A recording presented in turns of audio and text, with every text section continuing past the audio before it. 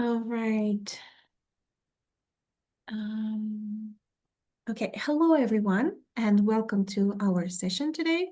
So we are very happy and appreciate that you find some time to connect to our webinar with University of Pennsylvania.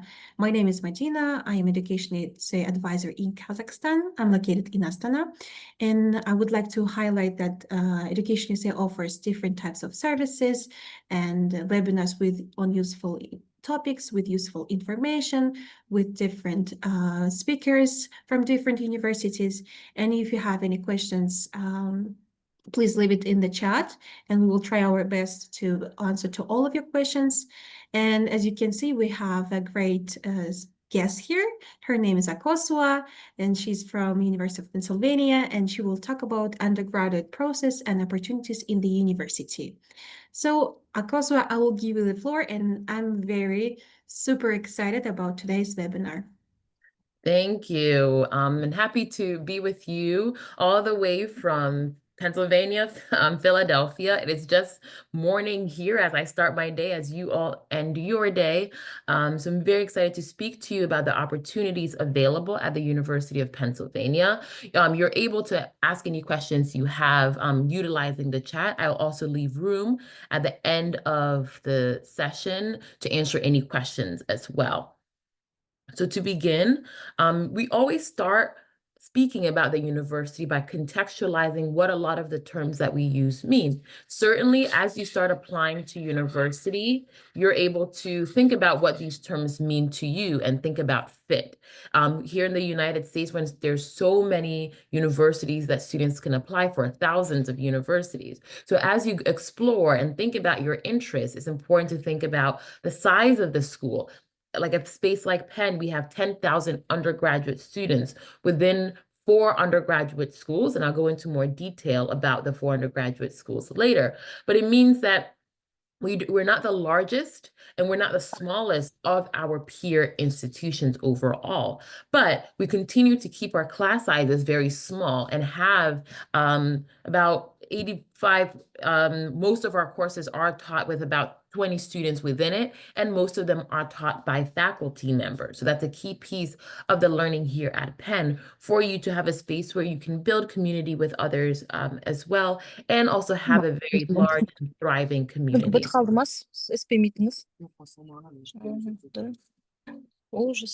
So Ivy League institution, while this term has come to mean a lot of things, it means that for us, it means that we are within a group of schools we have 8 Ivy League institutions. And I'm sure you've all heard a lot of things about what it means to be a Ivy League institution, but we're all very different. We're located in different places, and we provide different education styles and systems to students. But what we all do share is our commitment to providing need-based aid for our students, which means that what you receive, the financial support, the scholarship that you will receive is all based on the financial information that you and your family will provide. And we'll talk a little bit more about what that means later on.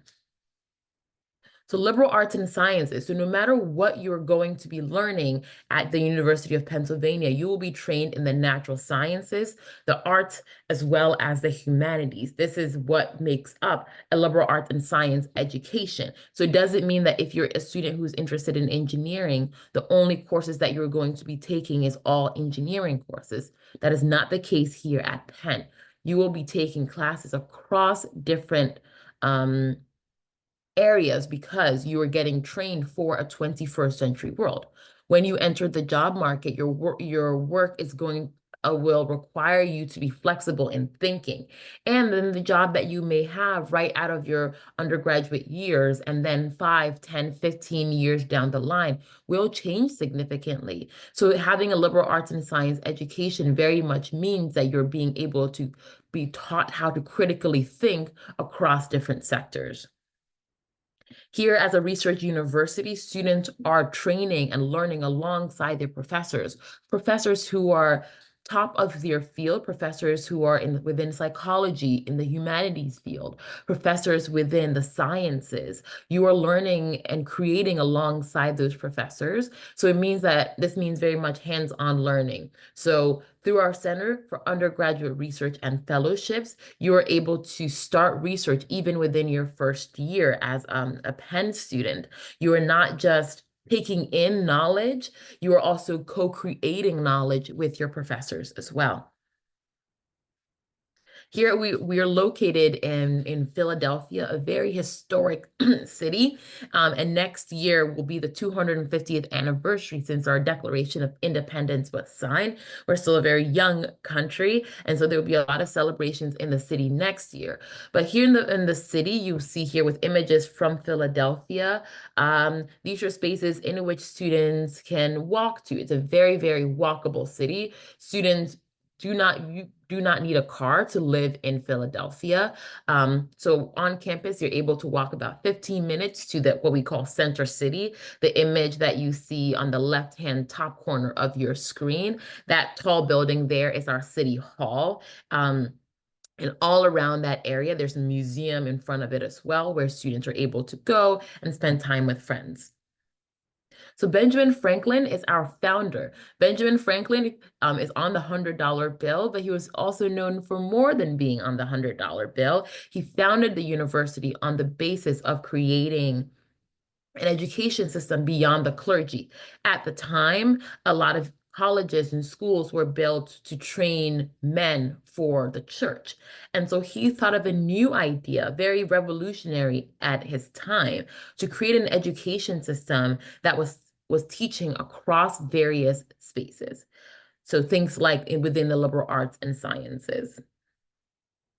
To give you a sense of where we are located, so we're in Philadelphia, the founding city, one of the main cities of our nation. And then we're also a 2-hour train ride away from Washington, D.C., our nation's capital. And of course, a very famous city, New York City. We're about an hour and a half away from there as well. And then Boston is also another big city in the United States. We're about a 5-hour train ride, or about an hour, 2 hours or so, an hour to 2 hours flight as well to that city. So it's a very interconnected city area as well. On the East Coast, there's a lot of major cities there that students may spend their time, whether perhaps traveling to or engaging in internships.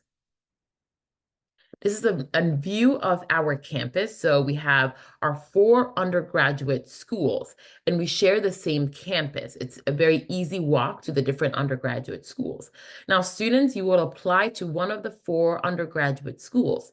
And so that will be your home base. So you will graduate with a degree from that particular undergraduate school. Most of your courses will be taken within that undergraduate school. However, you are also able to engage in learning across the undergraduate schools as well. You are not siloed within it. So it's not uncommon to see a student who is in the engineering school, perhaps taking classes in the College of Arts and Sciences, and vice versa.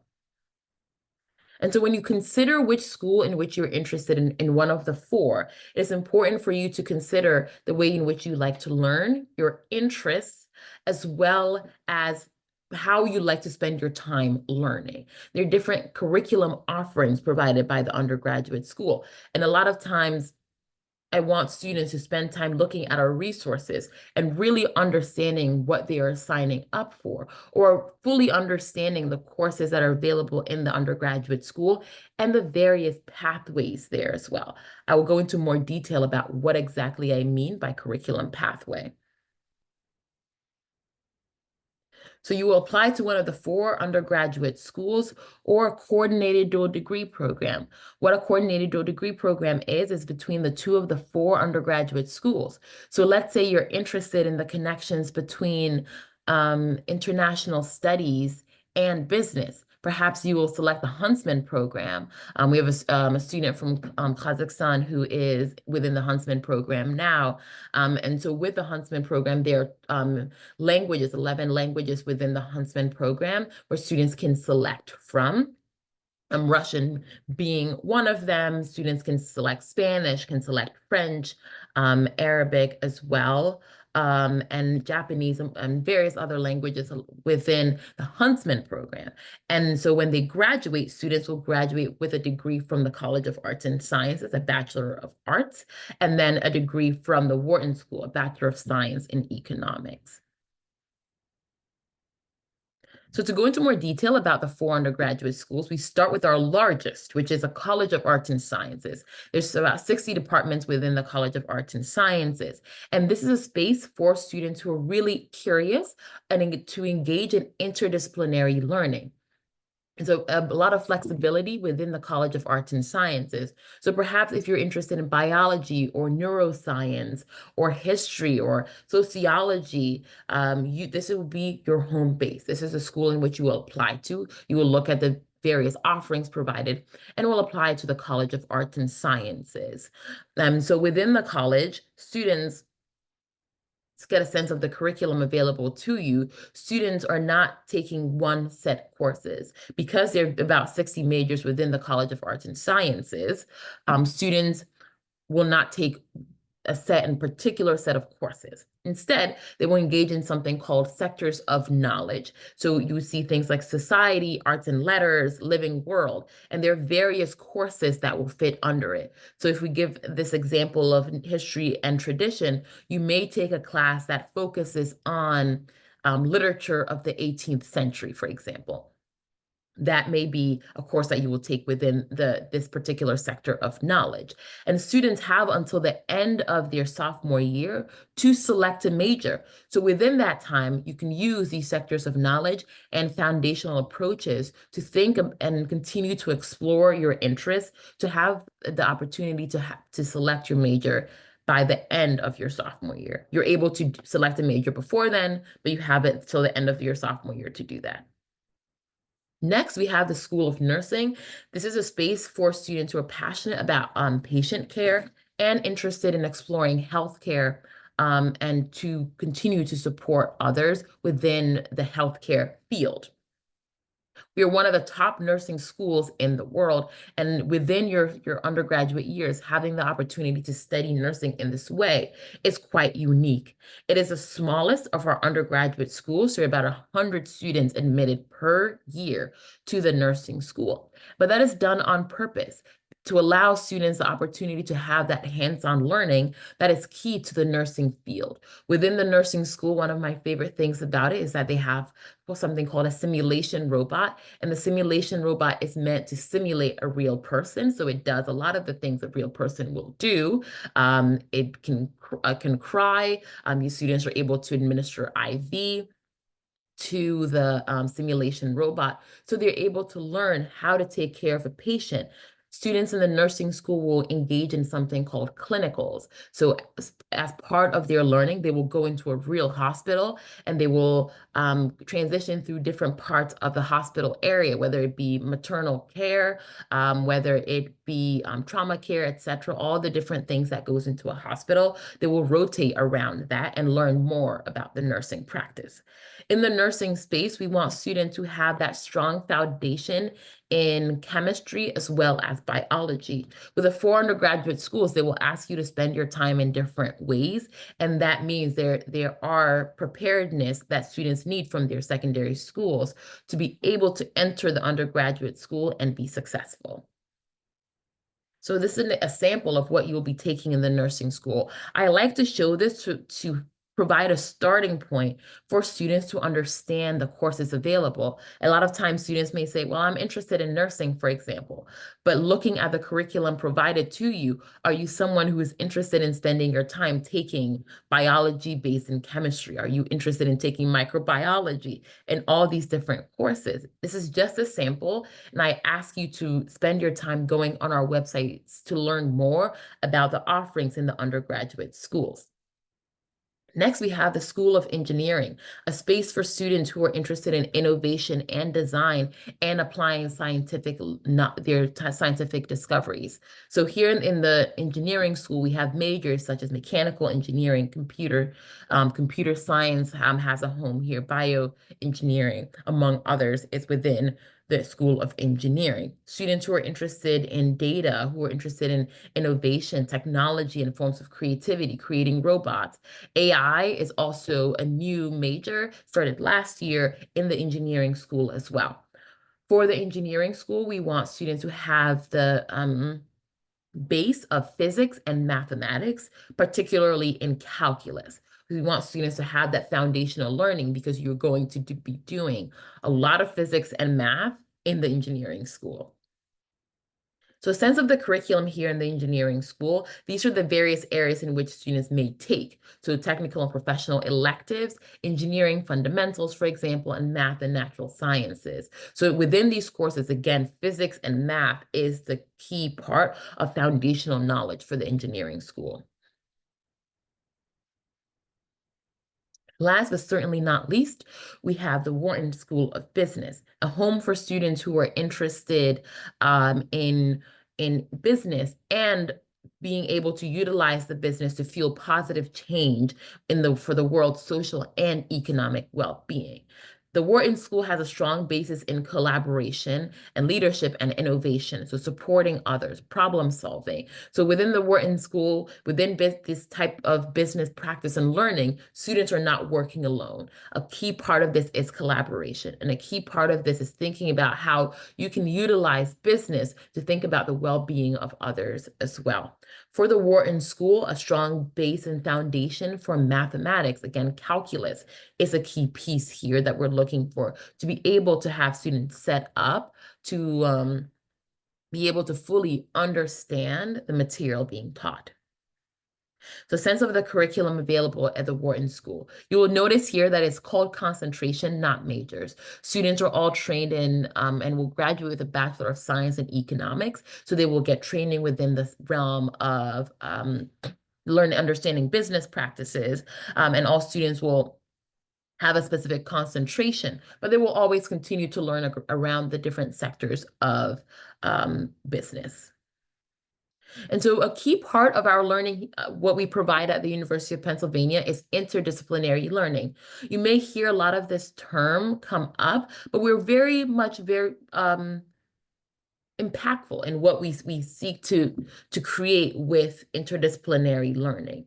We want students to have support and learning across the different areas. So as I mentioned before, with liberal arts and sciences, interdisciplinarity is a key part of this as well, and is by design and part of the ecosystem of the University of Pennsylvania. So interdisciplinary will mean inter-school minors. So you may be able to minor you may have a major in the College of Arts and Sciences, but have a minor in the engineering school or the Wharton School of Business.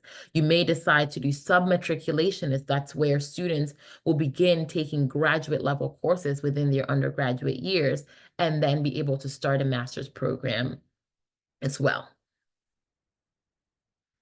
And so I've mentioned all these 4 undergraduate schools, and a lot of you may have one of the schools in mind, but you may also have a major in mind. A lot of times when I do these sessions, students are usually thinking along the lines of engineering, specifically, or business, but there's also all these different areas to explore within that. To explore the College of Arts and Sciences means that you are someone who's really curious about a lot of things. And so these undergraduates of school will allow you to engage in learning across these different areas. So it's important not just to think about a major.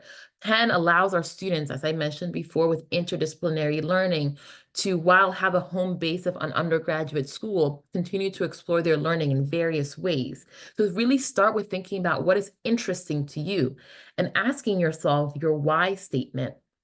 And this is what I mean by that. Formulating this statement means asking yourself, how do I want to change the world? Who do I want to change the world with? What new technologies do I have in mind? What new political thought do I have? What new ways of thinking and being do I have to bring to the world? How do I seek to to advance the world's social and economic well-being in various ways. And asking yourself these questions doesn't bring you to a particular major. It brings you to understanding yourself and better understanding your interests overall and going beyond what you know. A lot of times students will enter college and select something because that's all they've heard of. But allow yourself the time to engage in your curiosity. So I really want students to do, to engage in their curiosity and utilize today as a starting point for your curiosity and continue to explore the different opportunities available at Penn.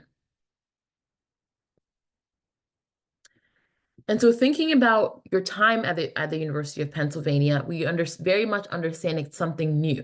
So students will come into Penn learning in a new way, and especially for international students, right? You're not just learning in a new way, you're coming into a new country and learning a whole new system.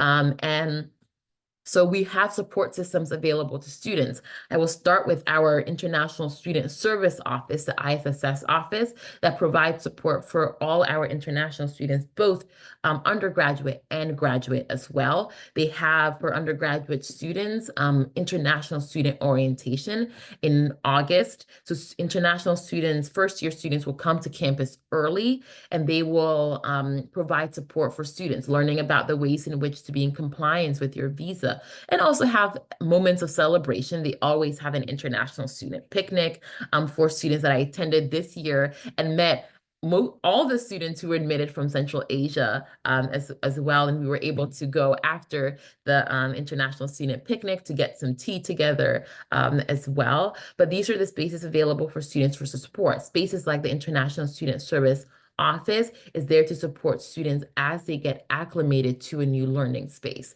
We also have our Weingarten Learning Center.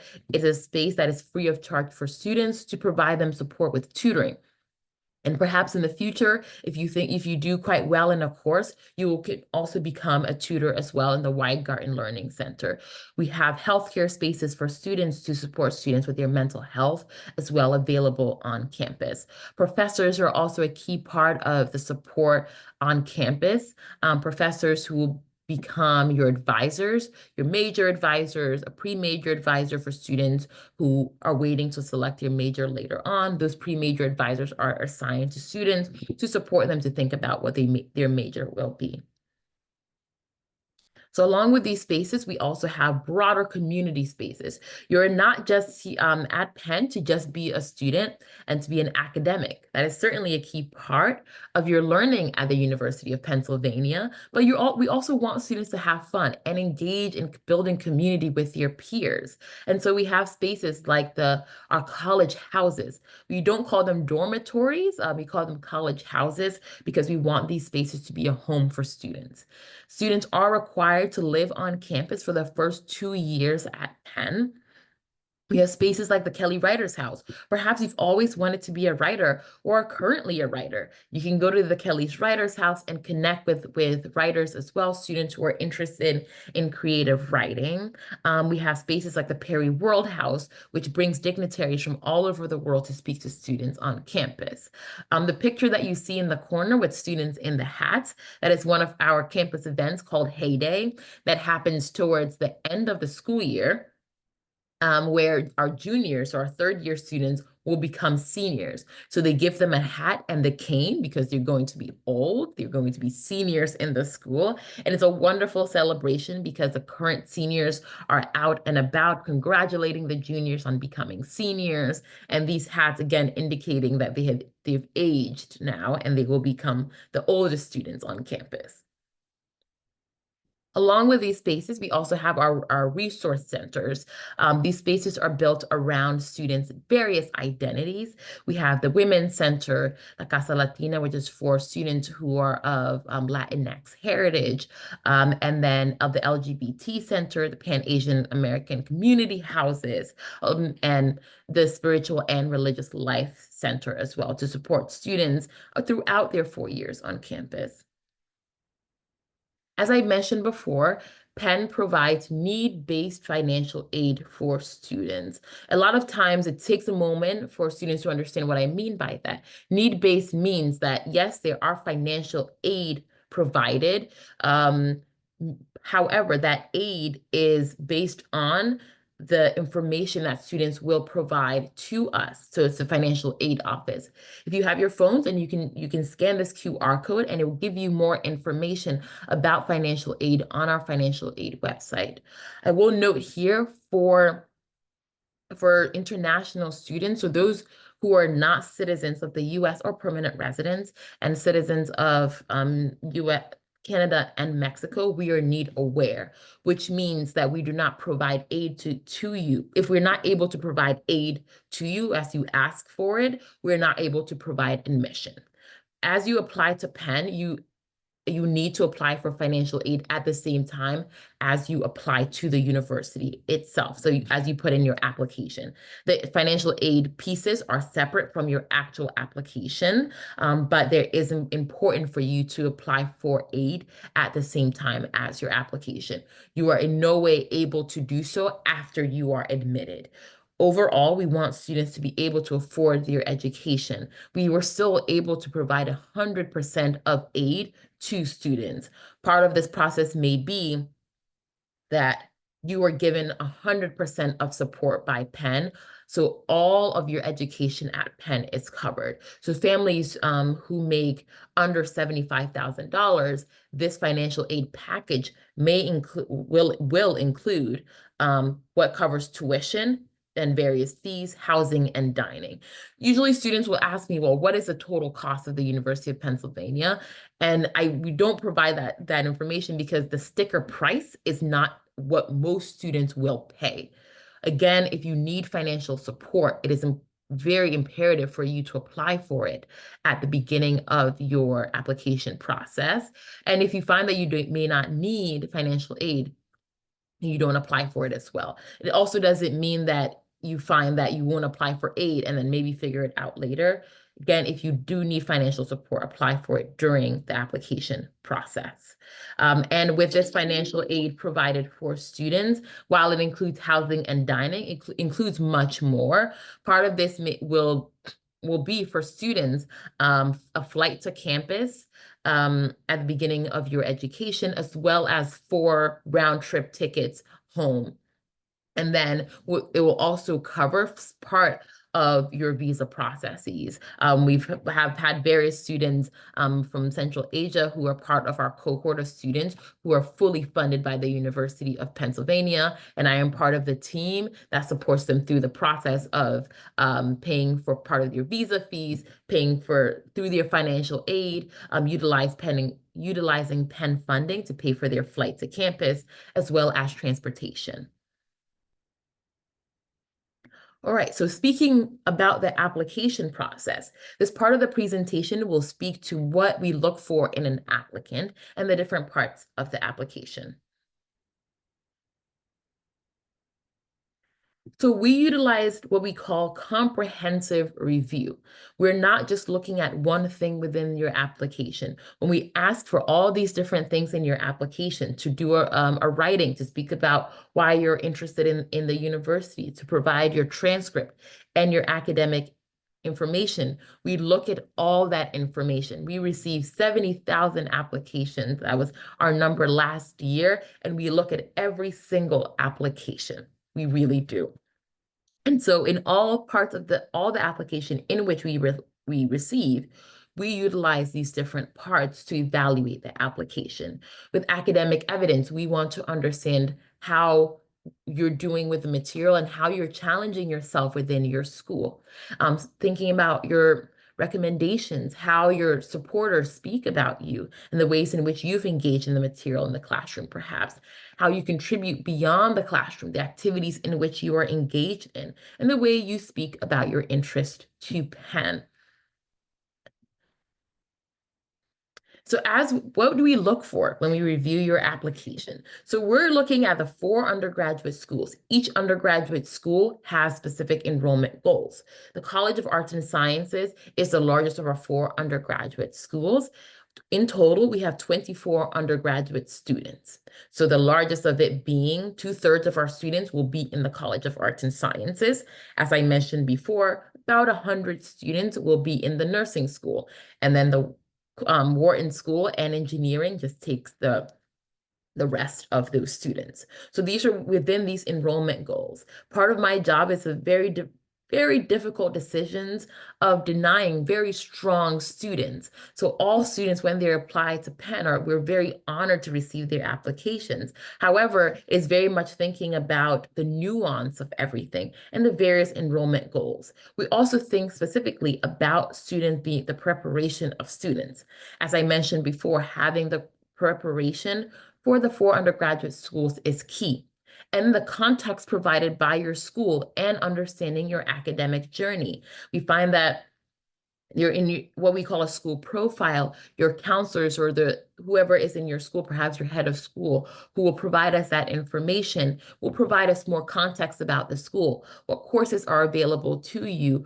Does your school have an IB curriculum? Does it have more a national system? More information about if it says algebra or geometry, does it also, that learning also include calculus at some point as well? And so looking at your transcript, we ask ourselves how you handle a challenging curriculum. Now, if you have an IB curriculum, for example, and you're seeking to apply to the engineering school or the Wharton school, we want to see students engage in math of AA, HL, right? The highest level of math available if you're taking an IB curriculum. We know with the national system, students have a set courses that they're taking. If you're seeing how you're engaging in your algebra and geometry courses as well, and how you're challenging yourself within your school is a key part of that. So just taking a moment here to have you take a look at the 4 undergraduate schools. So each of the undergraduate schools, as I mentioned before, will ask you to spend your time in distinct ways. So engineering, having the base knowledge of physics and math, particularly calculus, is a key part of that. With nursing school, chemistry and biology, and with Wharton, math, particularly calculus. With the College of Arts and Sciences, it's a balance of an advanced preparation. So perhaps taking all these level courses, the challenging courses within your school is what we're looking for within the College of Arts and Sciences. We do require ACTs and SATs. And usually then students will ask, well, what scores are you looking for in particular? There's not a particular grade that we're looking for, scores that we're looking for within the ACTs and SATs.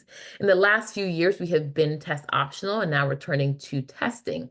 And so the scores that you will see online are highly inflated. So it is not an indicator that that is the score that students need to aim for.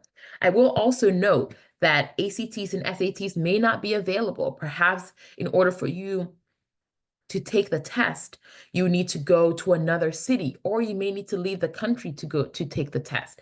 If that adds a lot of strain, or perhaps it costs too much to take the test for you and your family, you're able to waive the test score, submit a waiver. If you are not able to take the test, if you're able to take the test, you do not submit a waiver. But if you're not able to take the test at all, simply provide us a waiver on your application. English testing is also required if the school that you're attending is not an English medium school or you do not speak English at home. If your school is not an English medium school and you do not speak English at home, you are required to provide us with English language testing. You are either the TOEFL, the IELTS, or the Duolingo. The TOEFL testing, the scores are changing a little bit this year, but if some of you may have already taken the TOEFL test, excuse me. So we're looking for 100 plus in the score for your TOEFL with sub-scores in the mid-20s. Students usually will look at their total score and say, that's good enough, but really their sub-scores also need to be balanced overall, especially within your writing and reading needs to be quite strong.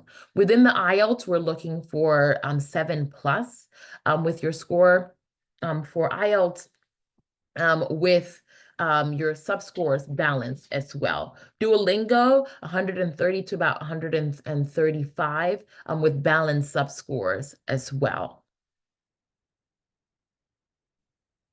So with recommendations, we ask ourselves how you contribute to an academic community. How are ways in which you're engaging with a classroom? We're not just asking you, your teacher, how did the student do in this course? What grade did they get? No, we're really asking them to tell us about the ways in which they've seen you grow, how you specifically engage in the material. Are you someone who helps others if they do not understand the material being learned? Or are you someone who needs help sometimes and asks for help as needed? And so for the recommendations, we ask for a counselor or a school administrator. We understand that every school has a specific college counselor or counselor overall. So this can be a school administrator. It can also be your homeroom teacher who can be a counselor. And the counselor letter will give us a sense of the school itself. It will give us further information about the ways in which they've seen you grow as a student within the school, and gives us broader information about you and what they know.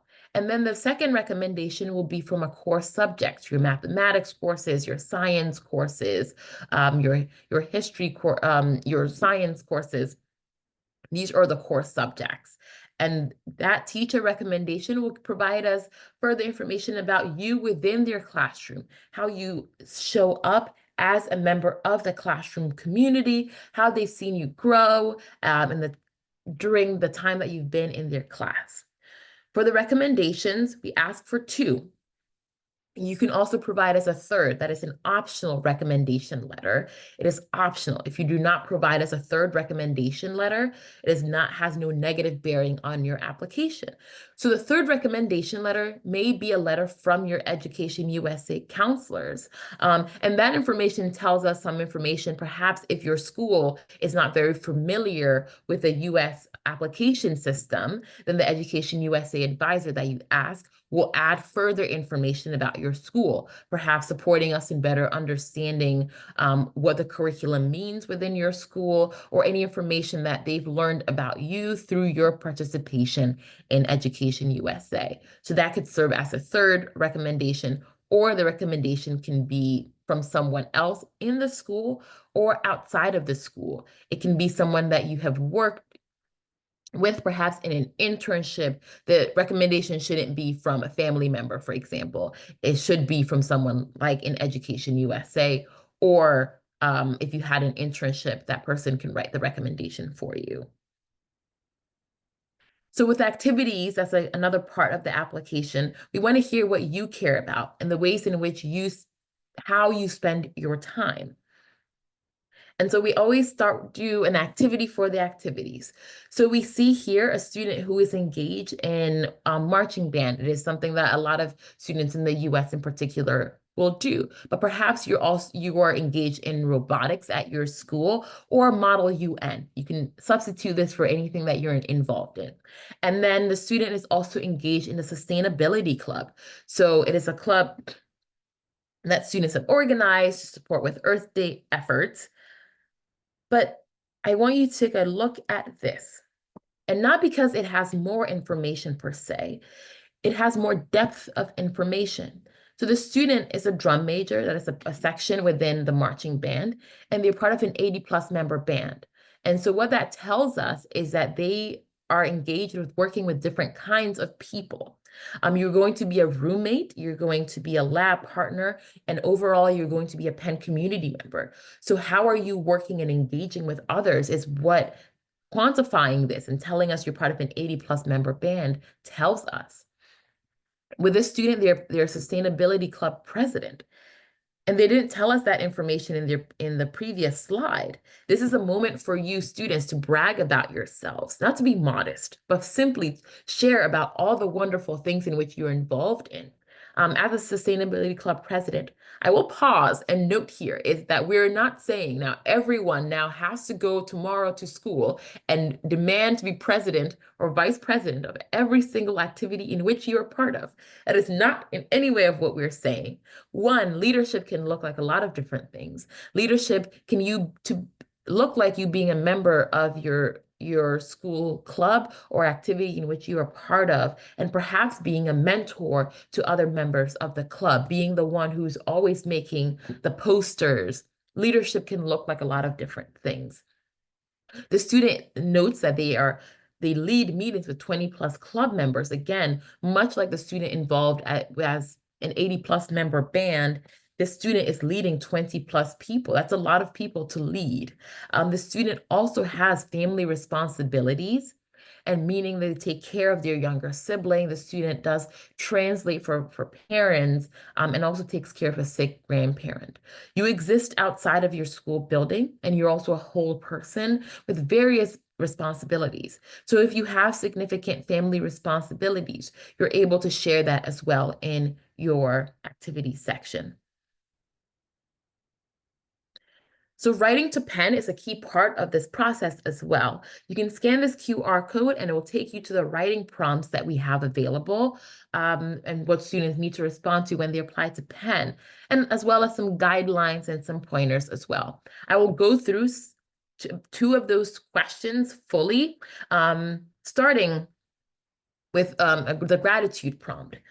This question asks you how you seek writing a thank you note to someone you have not yet thanked and would like to acknowledge. No, the thank you note should not be to yourself. I'm sure you're all wonderful students, but the thank you note should be to someone else. And it should be in a thank you note format. So if you write to a parent, so you say, "Dear parent, thank you for all the wonderful things that you've done for me over the years." It should be in a thank you note format. Sometimes students will just simply write about it, but we were asking you really to write in a thank you note in 100 to 200 word limit. And if you have the opportunity to share that note with the person that you write it to, if possible, reflect on that experience. We're not asking you to write about that experience. We're really asking students to provide us with that specific thank you note. But we always want students to have an opportunity of a moment of reflection and pause as they go through this process. This is an optional part, and there's no writing involved in this. Students will select the resource spaces on campus that they would like to be a part of. So you can select spaces like the International Student Service Office, the Pan Asian American Center. You can also select the Women's Center, for example. The Religious and Spiritual Life is a space in which you can select. Students will also answer questions specifically to the community at Penn. So asking you how you see yourself at Penn. So thinking about this question, we can shorten this. This question asks students, what do you seek to gain from Penn? And what do you seek to add to Penn? Are you someone who is really musical and would like to join the various performing arts groups that we have here on campus? Are you someone who's interested in building race cars and would like to join the Penn Electric racing team? Are you someone who is really interested in knitting, for example? We have a knitting club. Are you someone who's interested in cooking and would like to join our Penn Appetit? It's a club on campus that goes through different recipes and publishes a magazine? Are you someone who is interested in journalism and would like to join our group, the Daily Pennsylvanian, who publishes various pieces? They have a website and an actual newspaper. They're student reporters that have been part of the fabric of the University of Pennsylvania for years, the Daily Pennsylvanian. Would you like to be part of that? You can write about those different groups on campus and what you seek to add to those various groups. I can usually tell when a student hasn't done a lot of research about the university because they don't write a lot about how they seek to experience the university. In order for you to better understand what you seek to gain and the community in which you would like to form, it means going on our website and doing a lot of exploration about the various communities that we have on campus. Students will also answer specific responses to the undergraduate schools and the coordinated dual degree programs. We have two deadlines: early decision due November 1st and regular decision due January 5th. Students will receive their decision if they apply early decision mid-December, and those who decide to apply regular decision will receive their decision early spring. If you decide to apply early decision, it means that it is binding, meaning that you will have to attend the university. You will sign a document, your counselor, your school administrator will sign a document that says we understand that if the student is admitted, they are required to attend the university. It means that your financial aid will still look the same. And with early decision, if you find that your application is quite ready, you're very sure that if you admitted to Penn, you would most likely would love to attend the university, then you apply, and very sure rather that you would want to attend the university, then you apply early decision. Regular decision allows you more time to think about the various schools in which you're applying to, and to think about the various financial offerings. So these are the writing prompts for the 2025-2026 application cycle. I'm going to give you an example of two of them to give you a sense of how to approach answering this question. So we start with engineering. In 150 to 200 words, students need to answer this question. So sharing how you plan to pursue your engineering interests at Penn, particularly within the intended major you select. So if you select perhaps mechanical engineering, speak to how you seek to engage with mechanical engineering at Penn. Computer science, speak to that as well. So we're going to see an example of a student who's attempting to answer this question. I'll give you a moment to review the answer.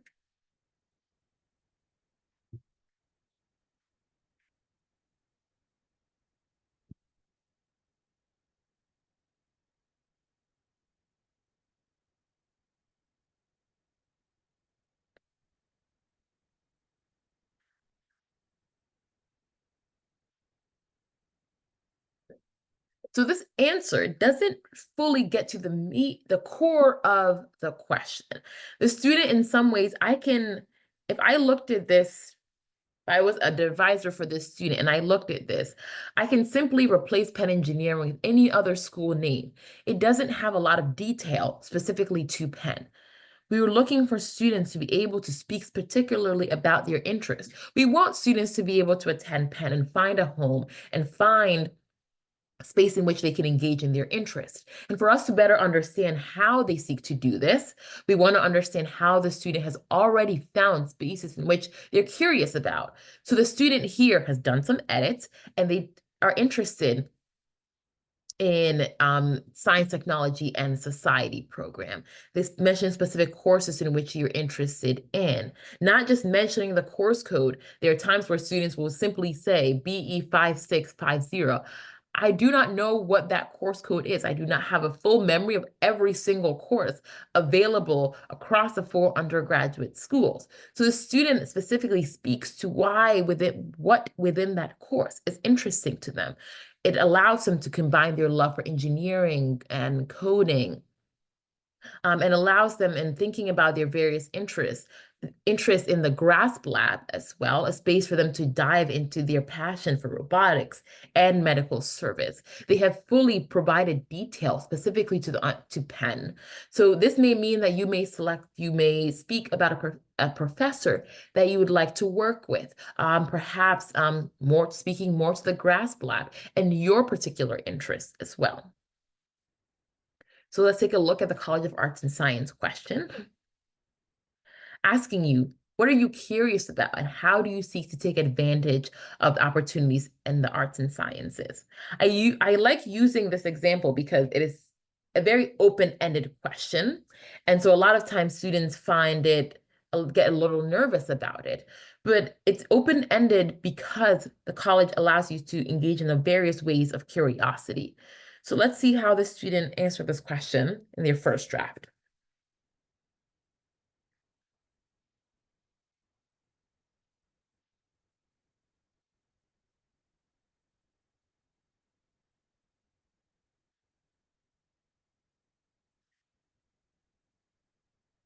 Much like the previous student, the details weren't there. Again, they can write this to any other school that has music, that has neuroscience in some capacity.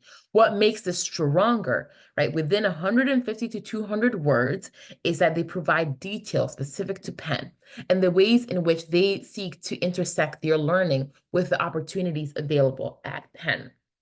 The student mentioned specifics, music and the brain course, again, how they're interested specifically in that course. They also mentioned that they're interested in music, so they connect their interest in neuroscience and music to joining Penn Band, for example. The question that I sometimes receive from students is, well, can I write something creative? So some students will do a day in a life. So they will say, I woke up at 8 a.m. and then headed to my neuroscience class, followed by my band practice. And I've not seen that be successful in terms of how they answer that question, because it doesn't give us that full information that we need. Students are much more focused on being creative than answering the question. There's no hidden meaning to this. We simply want you to answer the question in utilizing details and the resources available on our website to add information to your writing to Penn overall, and for us to understand fully the ways in which you seek to engage with Penn and the undergraduate schools. And so I've given you a view of Penn and the various opportunities that it provides to different kinds of students. But this is just the start. We are available on TikTok, so you can take some 15 seconds to watch a video. And we have students that share about their time at Penn, the internships and the classes in which they're involved in. You can also take a virtual tour of campus. We have students who run the tours and give you a virtual tour of campus. And that allows you an opportunity to better understand where you're going to be learning. You may not be able to come in person, but if you do, certainly visit us on campus. We also, one project for you perhaps is going on YouTube and utilizing our various resources available there as well to go into, get more in-depth knowledge about how to approach the activities section and what we mean by impact, looking at the ways what it means to apply to a selected institution. These are the 3 resources that you can utilize, along with the various resources available on our website to support you through your college search process. And with that, I will open it up to questions with about 5 minutes that we have. Thank you, everyone. I'm going to stop sharing my screen so I can see everyone. I see a lot of questions in the chat.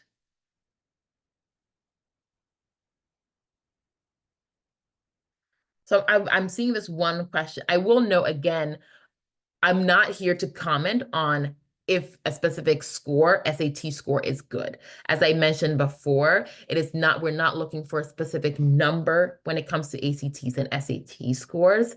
We're looking at the totality of your application to review what students provide us. And I see a raised hand.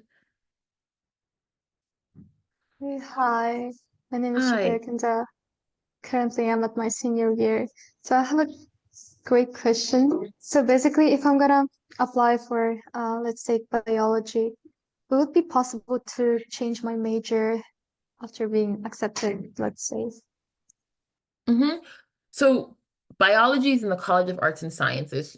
For the College of Arts and Sciences and the Wharton School, students, you do not select a major on your application. You're selecting the undergraduate school in which you're applying to. So you have until the end of your sophomore year to select a major.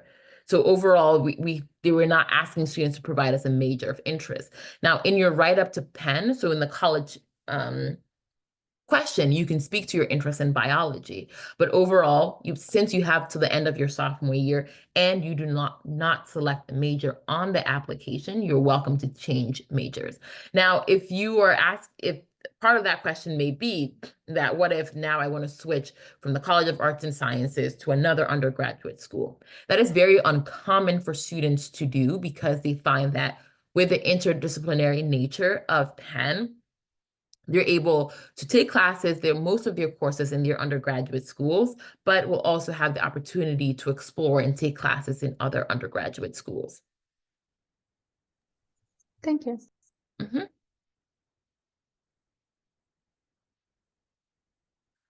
See, and as I see another hand, but as that person comes on, I'm also seeing some questions in relation to if I've applied. I was waitlisted and I want to reuse that essay. We advise not to do that, to use the full thing, because usually there's new information that you in the time between you applying, there's new information that has come up. So utilize that supplemental essay, and if you're deciding to reapply to Penn, as an opportunity to share new information with us and to approach that question in a different way.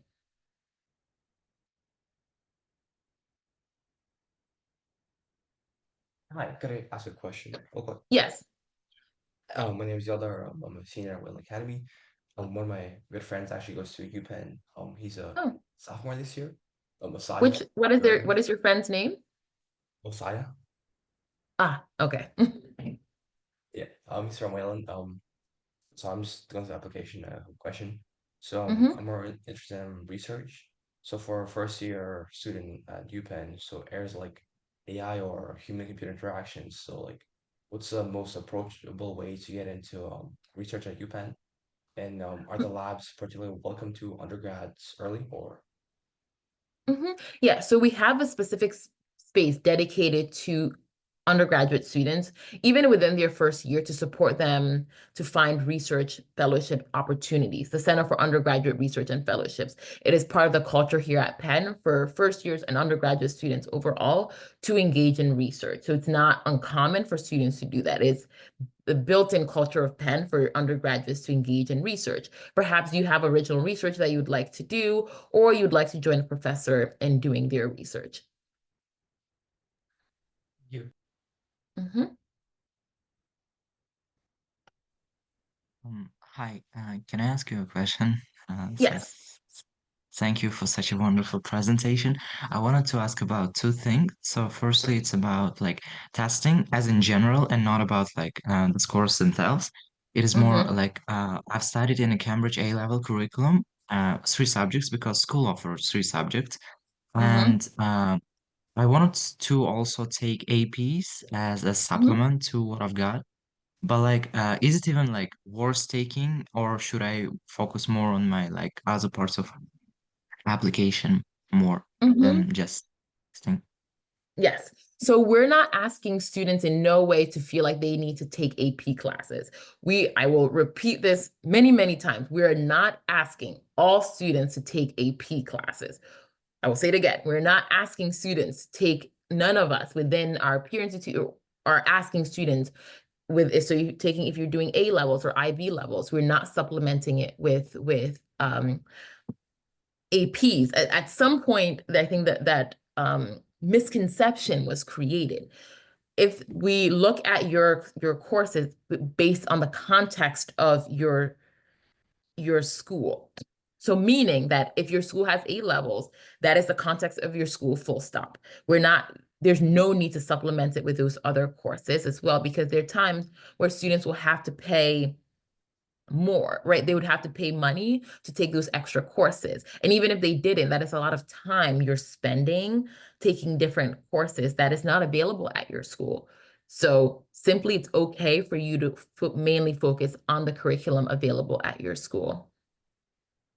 Thank you very much. You're So welcome. also